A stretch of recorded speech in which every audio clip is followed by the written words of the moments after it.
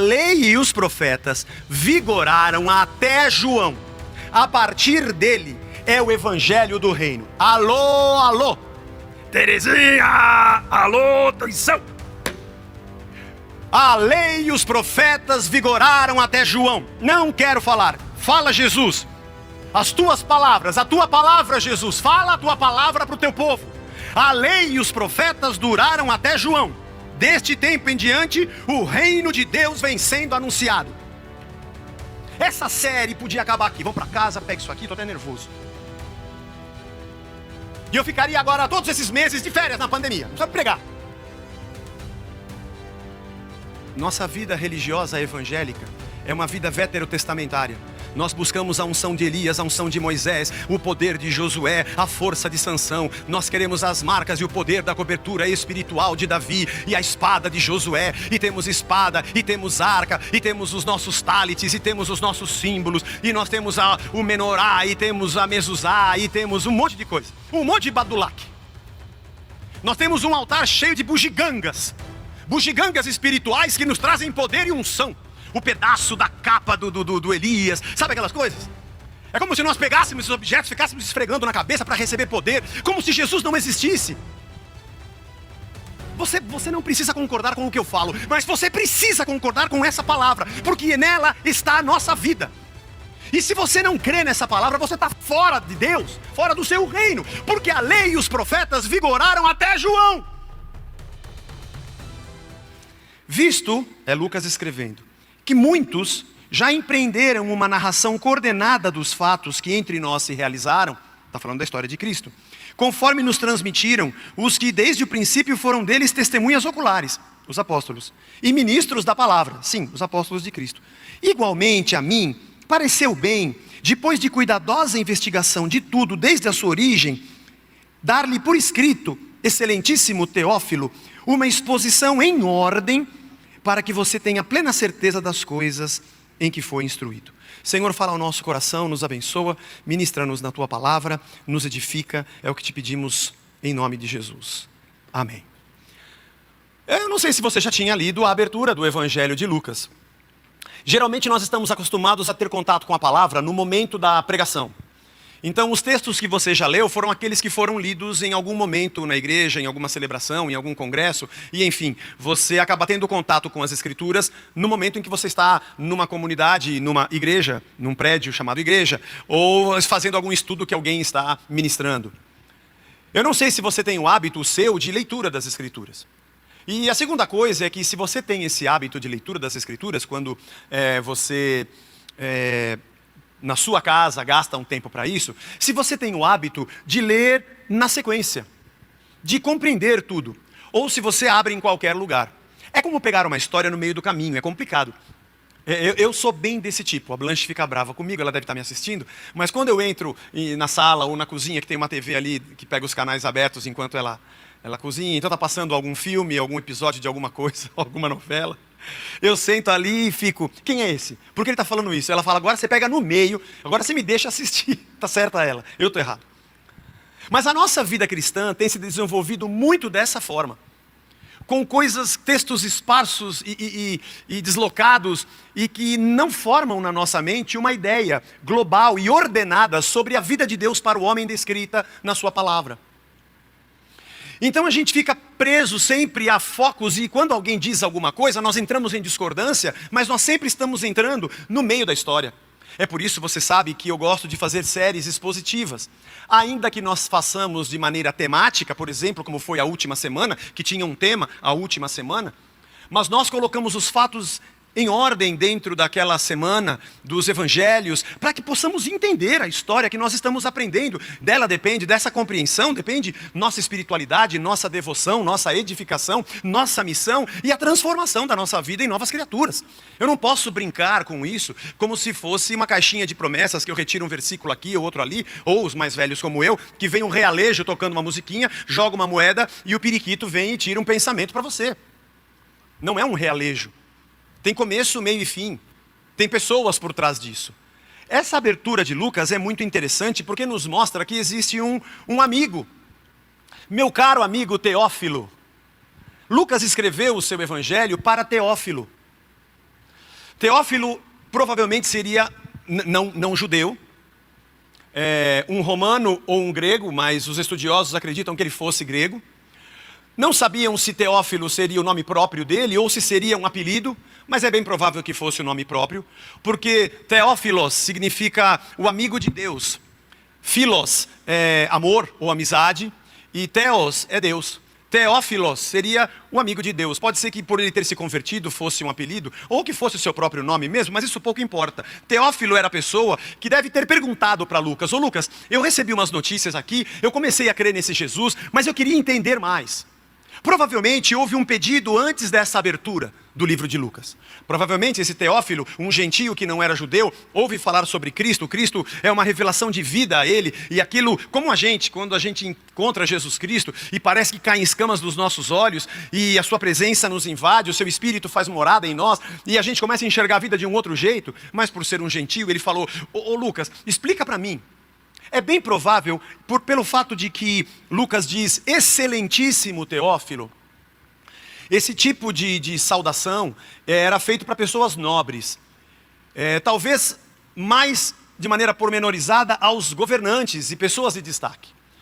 Não sei se era o caso de Teófilo, por provavelmente ser um grego e não um romano, mas de qualquer maneira deveria ser uma pessoa de posses, uma pessoa de destaque na sociedade.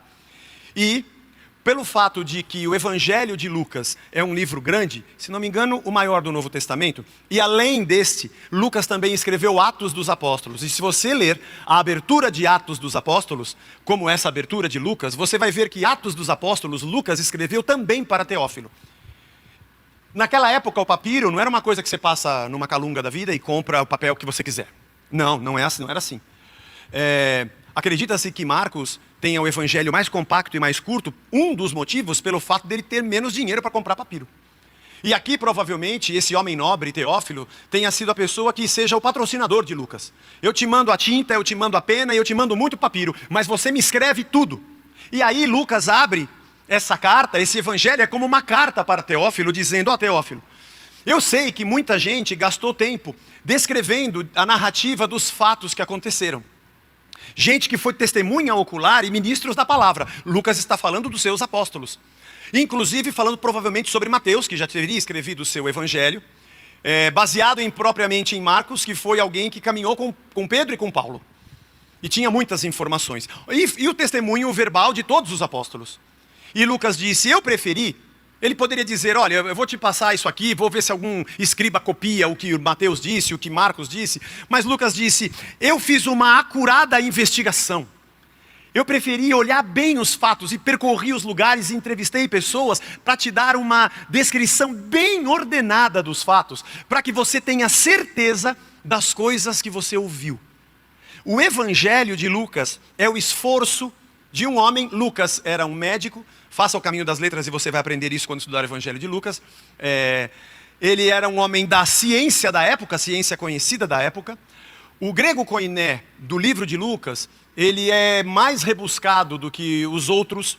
É como alguém que falasse um português mais coloquial e menos informal. Escrevia para uma pessoa distinta, nobre, e Lucas tinha preparo para isso.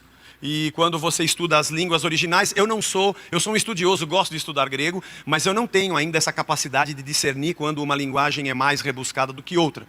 Mas os eruditos de grego afirmaram e eu acredito nisso. Então eu fiz essa abertura para dizer a você que essa nossa série, que se chama Meu Caro Amigo, além da música do Chico Buarque, que é muito boa e você deve ouvi-la, e foi por isso que eu pensei em colocar o nome Meu Caro Amigo, é exatamente um amigo escrevendo para o outro: deixa eu te falar quem é esse rei, deixa eu te falar o que é esse reino.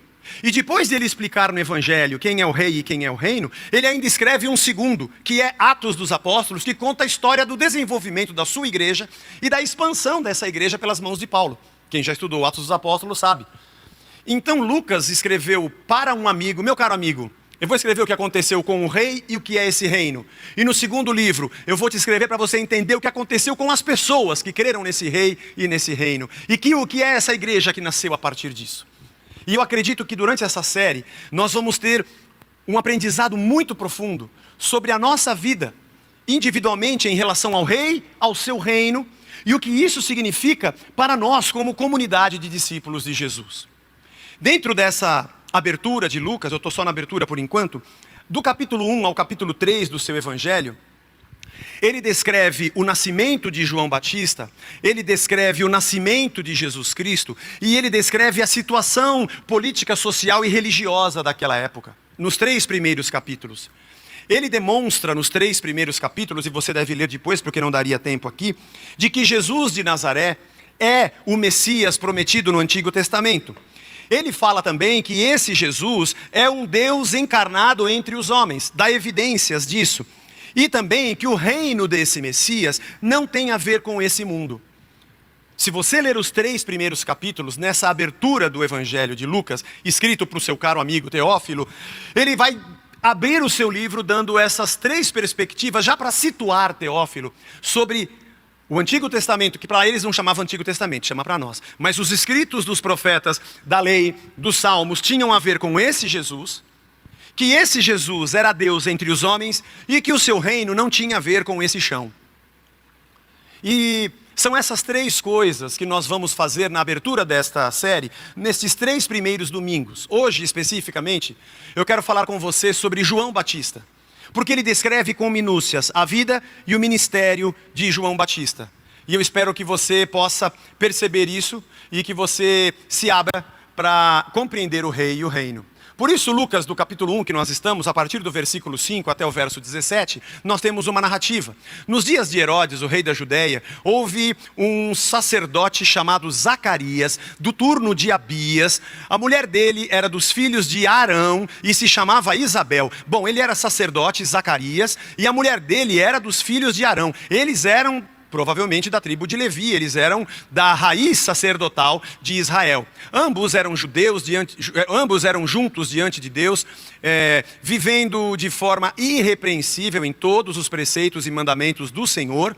E eles não tinham filhos, porque Isabel era estéril, e os dois já tinham idade avançada. E aconteceu que enquanto Zacarias exercia o sacerdócio diante de Deus, na ordem do seu turno, eles tinham as suas escalas, coube-lhe por sorteio, segundo o costume sacerdotal, entrar no santuário do Senhor para queimar o incenso. Havia uma mesa com um incensário, e ele foi destacado para essa tarefa. Durante esse tempo, toda a multidão do povo permanecia na parte de fora, orando. E eis que apareceu a Zacarias um anjo do Senhor em pé, à direita do altar do incenso. Ao vê-lo, Zacarias ficou assustado, e o temor se apoderou dele. O anjo, porém, lhe disse: não tenha medo, Zacarias, porque a sua oração foi ouvida. Isabel, sua esposa, dará à luz um filho, a quem você dará o nome de João. Você ficará alegre e feliz, e muitos ficarão contentes com o nascimento dele. Pois ele será grande diante do Senhor, não beberá vinho nem bebida forte, e será cheio do Espírito Santo já desde o ventre materno. Ele converterá muitos dos filhos de Israel ao Senhor seu Deus, e irá diante do Senhor no espírito e poder de Elias. Lembre-se que Elias foi o cara que confrontou Acabe e Jezabel. João seria um menino que confrontaria muitas coisas em Israel. Para converter o coração dos pais aos filhos, converter os desobedientes à prudência dos justos e habilitar para o Senhor um povo preparado. Esse texto e essa palavra do anjo, deixa eu ver aqui se eu li tudo, li até o 17, né? Eu li, ô Pedro? Não faltou nada, né? E isso mesmo, li até o 17. João Batista era filho de sacerdote, e sua mãe Isabel era da linhagem, filha ou neta de sacerdotes. Ela era da linhagem sacerdotal. Eram tementes a Deus.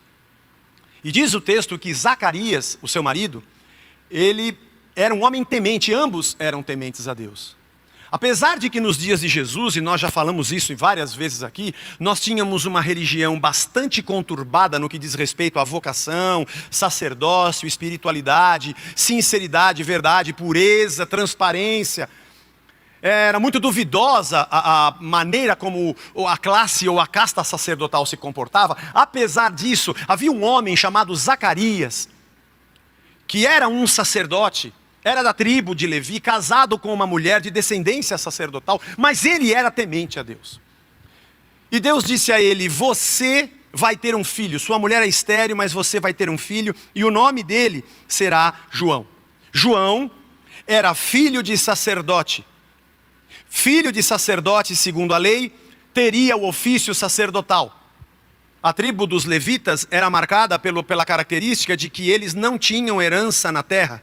Na divisão das tribos de Israel, a tribo de José foi dividida entre seus 2 filhos, Manassés e Efraim, e os levitas não tinham terra. Por isso haviam 12 tribos, mas Levi não tinha tribo, porque a de José se dividiu em 2. E a palavra de Deus para os levitas é de que a vossa herança é o Senhor. Vocês não têm lugar na terra e não cultivam a terra. Vocês trabalham em função do povo. Vocês ministram e oficiam de Deus ao povo e ministram do povo a Deus. E os sacerdotes tinham essa vocação. É interessante perceber que João Batista era para ser um sacerdote. Ou era para ser um cara que vivesse, pelo menos, dentro do ofício sacerdotal. O lugar de João era com o seu pai no templo. Eu não sei se você já parou para pensar nisso quando você leu o Novo Testamento.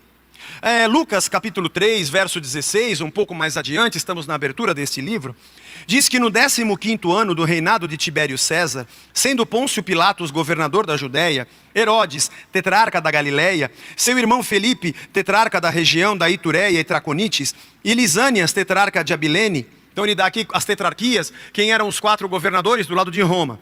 E aí ele vai para a religião, e sendo sumos sacerdotes Anás e Caifás, que era sogro e genro, e que era uma coisa impossível, porque só tem um sumo sacerdote, e quando ele morre o seu filho assume, assim era na lei. Como é que você tem 2?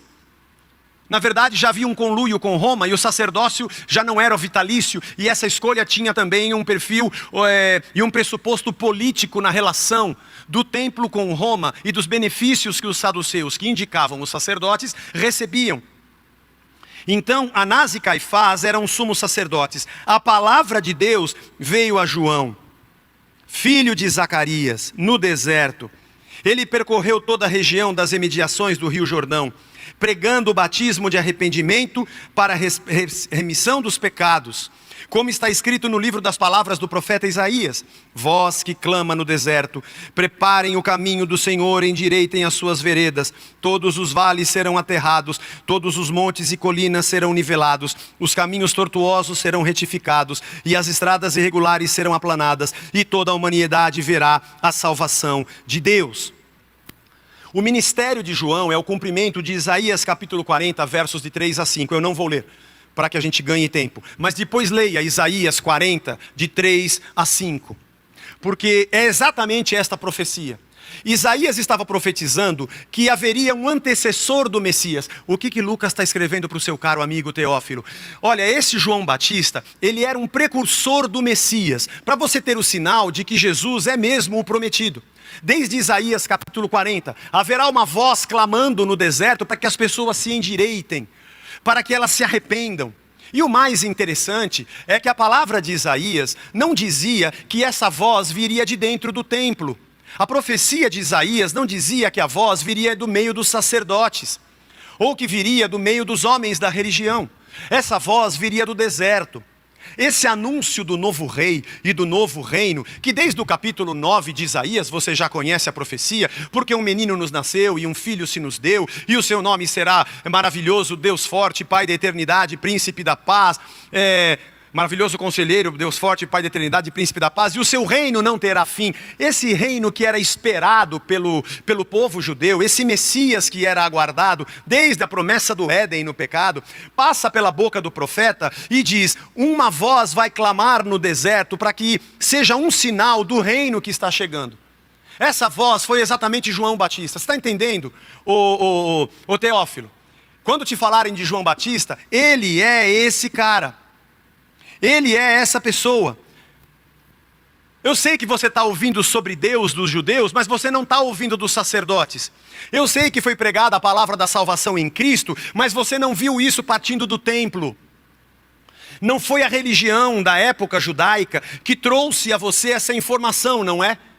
Mas eles falam que esse Jesus é prometido para esses judeus. E você, como um grego, está dizendo: mas como é que é essa história? Eles são judeus, tem a lei, tem os profetas. Vocês me falam de Cristo, está escrito nos profetas, mas eles não estão falando. Ô Lucas, você pode me explicar esse negócio? Claro, meu querido Teófilo.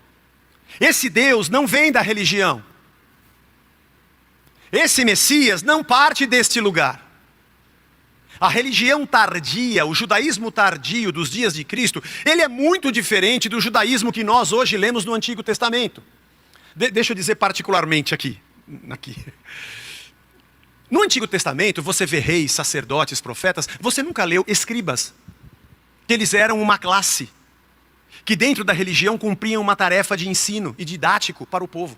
Você não tem nas páginas do Antigo Testamento, por exemplo, os fariseus, que eram doutores da lei e eram intérpretes para que o povo pudesse interpretar e conhecer os escritos. Você não tem no Antigo Testamento a figura dos saduceus, que dominavam grande parte do sinédrio e indicavam os sacerdotes. Você já leu isso nas páginas do Antigo Testamento? Não. Essas figuras surgem depois do Império Persa ter dominado Judá, Israel, o Império Persa, depois o Babilônico, até que viessem os romanos. Esse movimento todo, ele acontece num período do movimento dos gregos, de Alexandre o Grande. O Antigo Testamento encerra com Daniel, depois Ageu, Neemias. Você vê a reconstrução do templo, e depois não há mais nenhuma informação. Nesse período intertestamentário que nós dizemos, é que essas figuras surgem na destruição do templo, na sua reconstrução, na luta dos judeus contra os Seleucidas e os Ptolomaicos, que eram duas tetrarquias gregas. Um dia a gente pode falar sobre isso. Mas essa religião não representava o que Deus havia dito ao seu povo desde os dias da antiguidade. Essa política religiosa misturada com a política, que também é uma religião, porque se você quer saber uma coisa, para Roma gostaria muito que você tratasse o seu governo romano como se fosse a sua religião. Política e religião estão grudadas. Elas são idênticas. Elas têm o mesmo modus operandi. Elas têm a mesma lógica e os mesmos pressupostos. Política e religião operam na mesma seara com as mesmas armas. É por isso que quando você vai à urna, você defende o seu candidato, não importa qual seja, como se fosse o seu Deus. Quando alguém fala mal, você fica nervoso. E mesmo que ele faça muitas burradas, você quer tentar provar que ele está certo. Você tenta provar a você mesmo. É como se fosse uma infalibilidade papal. É como se fosse um mito, um Deus, uma divindade que não falha. E você se devota. E é por isso que todo movimento político quer ter militância. E a militância é aquela que consegue negar os erros da sua vertente política, como alguém que é cego. Isso seja da esquerda, da direita, de quem quer que seja. A política sempre deseja que você a veja como uma religião, para que você construa os seus ídolos. A religião da mesma forma. A religião te impede de uma relação direta com Deus, com os seus ritos, com as suas figuras, com os seus líderes, com as coberturas espirituais, com suas oferendas, com sua culpa e com o seu medo e com a necessidade dos homens que representam o poder, para que aquele círculo de atividades e rituais seja a sua prisão e seja exatamente a sua devoção. E aquilo funciona como uma idolatria de pessoas que defendem a sua igreja como se ela fosse a coisa mais correta do mundo, e defendem os seus líderes apesar deles pisarem na bola, porque eles são deuses, e trocam os seus nomes e entregam a sua vida, e isso é ótimo, porque a política gira com esse tipo de gente que é triturada como carne moída, e elas funcionam como consumo e combustível para perpetuar as ideologias políticas. Assim também os fiéis são triturados como carne moída e esmagados para perpetuar um sistema religioso imperialista. Elas funcionam da mesma forma. Por que João, que era um cara filho de sacerdote e a sua mãe era de linhagem sacerdotal, por que esse cara não estava no templo? Eu não sei se Zacarias já era morto ou era vivo quando João começou a pregar no deserto, mas eu imagino que desde pequeno o lugar que Zacarias levava o seu pequenino João na mão era para dentro do templo, com a sua estolinha sacerdotal, sabe, aprendendo. Com certeza, João Batista foi formado e educado em toda a lei, em todo o Pentateuco, em toda a tradição do escribismo judaico, dos profetas, dos salmos. Aliás, João Batista era profundo conhecedor das palavras sobre o Messias. Mas João Batista não se encaixava. Para João Batista não fazia nexo estar dentro de um sistema que tinha uma placa com o nome de Deus, mas olhando bem, não existe nada desse Deus que eu conheço aqui dentro. João Batista, ele foi como um revolucionário. Por isso a palavra de Lucas para Teófilo dizia: ele vai vir no espírito de Elias. Elias foi o cara que bateu de frente com Acabe e Jezabel. Elias foi o cara que disse, é o seguinte, ou vocês vão no Senhor ou vai vir fogo do céu sobre vocês e os profetas. Elias teve medo, a coisa não foi fácil, mas ele bateu de frente. E com certeza esse era o mesmo espírito de João Batista. Alguém que disse, não dá. E para onde foi João Batista? Ele foi para o deserto. Ele foi para o deserto pregar a palavra. João Batista funciona como além de ser o sinal da vinda do reino, como um movimento intermediário entre o que se cria antes dele e o que viria depois dele.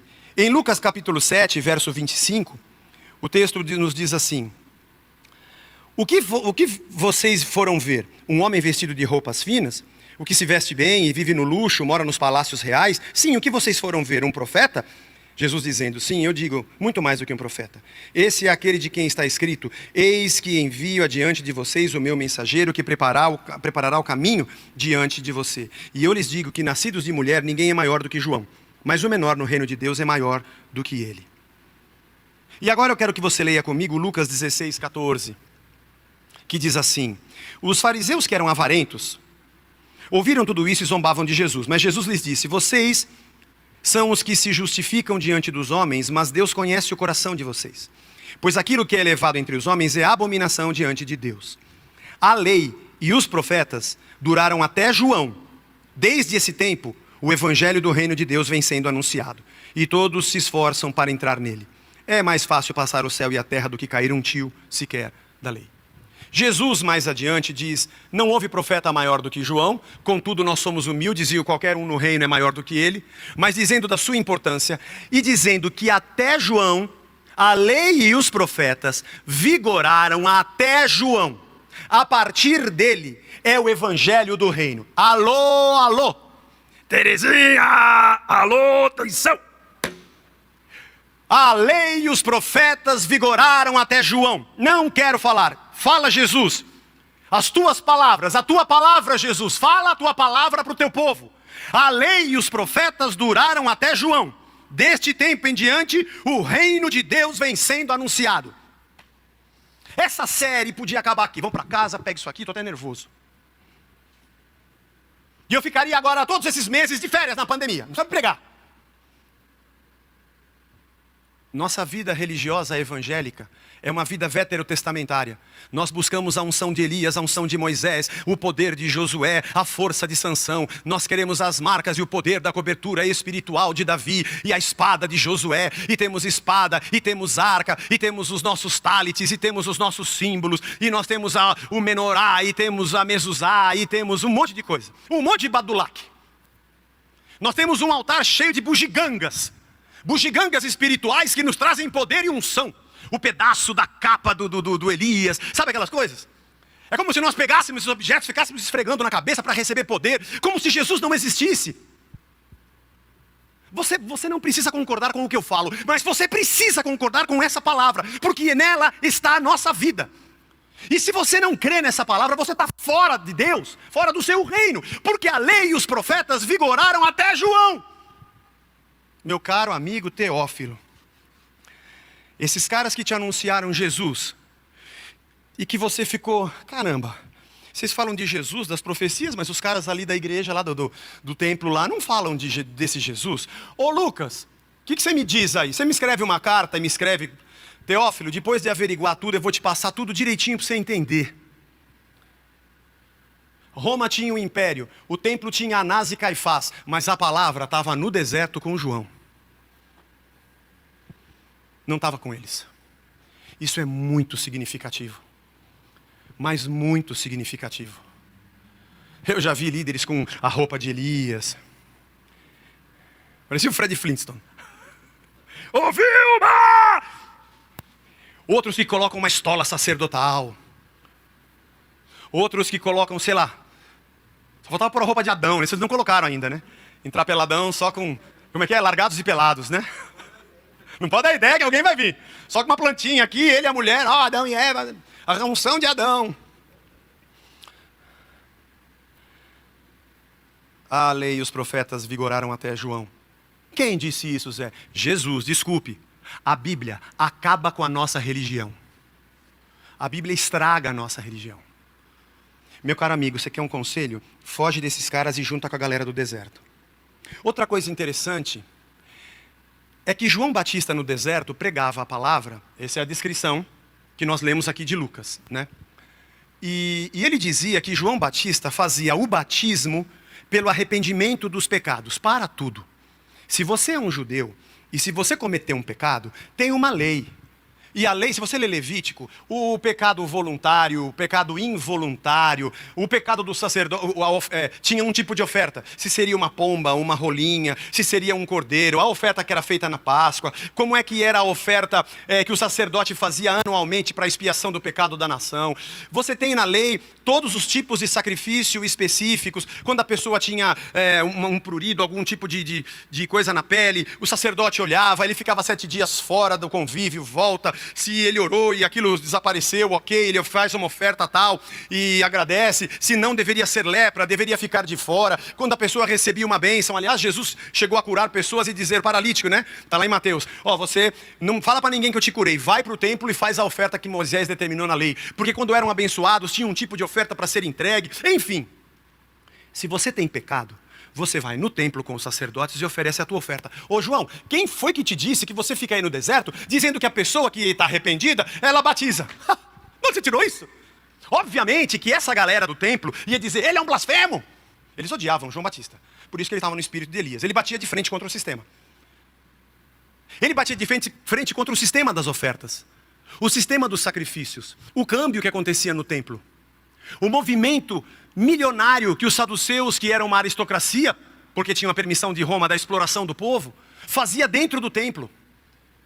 Ninguém pode ter bênção fora daqui, fora do nosso sistema. João Batista era um sinal da transição do reino de Israel, terreno, territorial, nacional, humano, para um reino de Deus que era algo muito diferente do que eles estavam imaginando. Ele batizava as pessoas para arrependimento de pecados e dizia, arrependei-vos, porque está próximo o reino dos céus. Arrependei-vos, porque está próximo o reino dos céus. É outro reino, é outra coisa. E agora eu parto para o fim. Quando Lucas escreveu para Teófilo e diz que fez uma detalhada investigação, é porque cada detalhe da construção desta cena, para quem não era judeu, como nós que somos gentios, e olhamos o cristianismo e o judaísmo do Antigo Testamento, e os dois estão na mesma Bíblia. Para nós hoje, para Teófilo não tinha a Bíblia, mas ele via as duas cenas. E Lucas estava querendo dizer para ele que isso aqui existiu. Os profetas estavam dizendo, olha o que os profetas estavam profetizando. Os profetas do Antigo Testamento estão dizendo que isso aqui vai acabar, isso aqui tem tempo, tem prazo de validade, tem um porquê. Ele tem uma missão a cumprir. Israel na terra tem uma missão a cumprir. E depois que for cumprida, acabou. Até João valeu a lei e os profetas. Depois é o reino de Deus. Mas é o reino de Deus, não tem muito das características, dos valores de Deus, dos seus princípios do Antigo Testamento. Sim, os princípios de Deus são eternos. A bondade, o amor, a justiça, sabe como é que é? A fidelidade, a misericórdia, a graça, o perdão, o arrependimento. Claro que todos esses valores que estão desde o Antigo Testamento seguem, porque são valores divinos. Mas as práticas ritualísticas, as leis cerimoniais e a lógica de comando e controle se desfez. João Batista, como descreve Lucas, ele é um sinal evidente da voz que clama no deserto e que está fazendo uma virada de época. Uma transição do pensamento religioso, da espiritualidade estava acontecendo. A agonizante religião do Antigo Testamento estava morrendo. E o reino de Deus viria com o Messias, que nós vamos tratar nos próximos episódios desta série, deste estudo. Mas eu gostaria de encerrar hoje dizendo a você, meu caro amigo, eu quis até telefonar, mas a tarifa não tem graça. Eu ando aflito para fazer você ficar a par de tudo que se passa. Aqui na terra estão jogando futebol, tem muito samba, muito choro, rock and roll, não tem vacina, é uma briga política desgraçada. São Paulo está um caos, os hospitais estão lotados. Mas, meu caro amigo, chegou João. Ele era o sinal do profeta Isaías para um povo que esperava um outro reino e um Messias. um rei da descendência de Davi, que seria justo e traria um reino eterno. Ele só não sabia que esse rei era eterno, e que esse reino não era humano, e que esse descendente não era como um homem natural que eles esperavam. O Antigo Testamento testifica que Jesus é o Filho de Deus. João Batista é o sinal e o prenúncio de que esse novo reino, com uma outra lógica, estava chegando. Até João, a lógica dos profetas e da lei vigorava, mas a partir dele, o reino de Deus começava a ser pregado. Nós precisamos voltar para o Evangelho de Cristo. Nós precisamos voltar ao Evangelho da graça. Eu não estou pregando isso para a igreja brasileira porque isso não é meu papel. Estou dizendo a você, Casa da Rocha. Você precisa voltar ao Evangelho. Você precisa se desconectar dessas figuras que nós encaramos como mitologia, né? Fúria de Titã, sabe, Hércules. Olhamos para o Antigo Testamento como mitologia grega. Aquelas figuras, aqueles deuses. Tem o Thor, né? Eu gosto do Thor. O Thor lembra do martelo, né? O Thor é muito legal. Mas o Thor não é da mitologia grega, né? O Thor como é que chama lá a terra do Thor? Lá já esqueci. Asgard, ele é de Asgard. Mas os deuses da mitologia grega são assim, e nós olhamos o Josué, o Daniel, eu quero aquele poder, e eu esqueço que aquilo acabou.